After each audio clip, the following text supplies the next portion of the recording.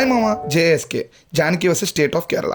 అనుపమ పరమేశ్వరన్ గారు, మలయాళంలో one of the super star Suresh Gopi గారు మెయిన్ లీడ్స్గా, ప్రవీణ్ నారాయణన్ గారు డైరెక్ట్ చేసిన ఈ మూవీ జూలైలో మలయాళంలో థియేటర్స్లో రిలీజ్ అయింది.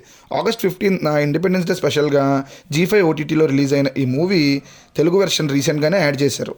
ఇప్పుడే ఈ మూవీ చూశాను మామ. చూసాక నాకైతే నచ్చింది, నన్ను ఎంగేజ్ చేసిన సినిమా. బేసిక్గానే కోర్ట్ రూమ్ డ్రామాలు అంటే నాకు చాలా ఇష్టమైన జానర్. సో మంచి హోప్తోనే సినిమా స్టార్ట్ చేసిన నాకు చాలా మంచి ఎక్స్పీరియన్స్ ఇచ్చింది ఈ మూవీ. ముందుగా స్టోరీలోకి వెళ్తే, జానకి రేప్కి గురవుతుంది. తనకు జరిగిన అన్యాయం ఇంకెవరికి జరగకూడదు అనే ఉద్దేశంతో కోర్టులో కేసు వేస్తుంది. జానకికి అగెయిన్స్ట్గా సురేష్ గోపి గారు వాదిస్తారు. ఇంతకీ జానకి కేసు గెలిచిందా, ఎవరు జానకిని రేప్ చేశారు, జానకి స్టేట్కి అగెయిన్స్ట్గా కేసు ఎందుకు ఫైల్ చేసింది అనేది రిమైనింగ్ స్టోరీ. బేసిక్గా కోర్ట్ రూమ్ డ్రామాలకి ఒక మైనస్, స్టోరీ మొదలవడంతోనే ఉంటుంది. పాజిటివ్ సైడ్ ఎవరు ఉంటారో ముందుగానే చెప్పేస్తారు కాబట్టి చివరికి వాళ్ళే గెలుస్తారు అనేది అందరికీ తెలిసిపోతుంది. బట్ ఆ ప్రాసెస్ని ఎంత ఎంగేజింగ్గా చూపించారు అనే దాని మీద ఆ సినిమా రిజల్ట్ బేస్ అయ్యి ఉంటుంది. ఆ విషయంలో ఈ సినిమా గట్టిగానే సక్సెస్ అయిందని చెప్పొచ్చు. కొన్ని చోట్ల తప్ప నెక్స్ట్ ఏం జరుగుతుంది అనే క్యూరియాసిటీ బిల్డ్ చేసింది మూవీ.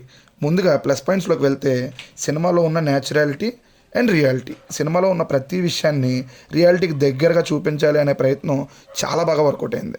నెక్స్ట్ యాక్టర్స్ పర్ఫార్మెన్స్లు చాలా బాగా చేశారు అందరూ.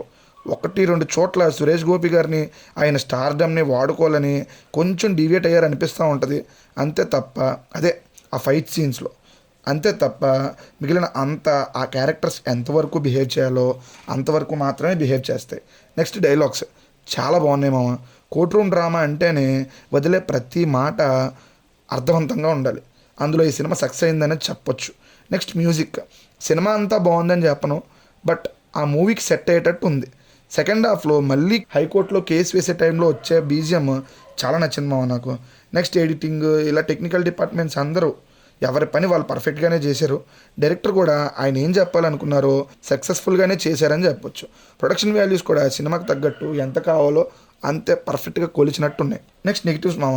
క్యారెక్టర్స్ ఇంట్రోస్కి చాలా టైం తీసుకున్నారు అనిపించింది. చాలా సీన్స్ కొంచెం నిదానంగా నీరసంగా వెళ్తున్నట్టు అనిపిస్తాయి. అండ్ స్టార్టింగ్ పోర్షన్స్ కూడా కొంచెం క్లమ్జీగా అనిపిస్తాయి. ఇక్కడ కొంచెం ఎడిటర్ తన వర్క్ పని చెప్పుంటే బాగుండు అనిపించింది. స్టార్టింగ్లో చెప్పినట్టు న్యాచురల్గా రియాలిటీగా దగ్గరగా ఉండడం ఈ మూవీ ప్లస్ పాయింట్ అన్నాను. బట్ సురేష్ గోపి గారు స్టార్డమ్ని సాటిస్ఫై చేయడానికి క్లైమాక్స్ని ఆ ఫైట్స్ని పెట్టి తేల్చేశారేమో అనిపించింది.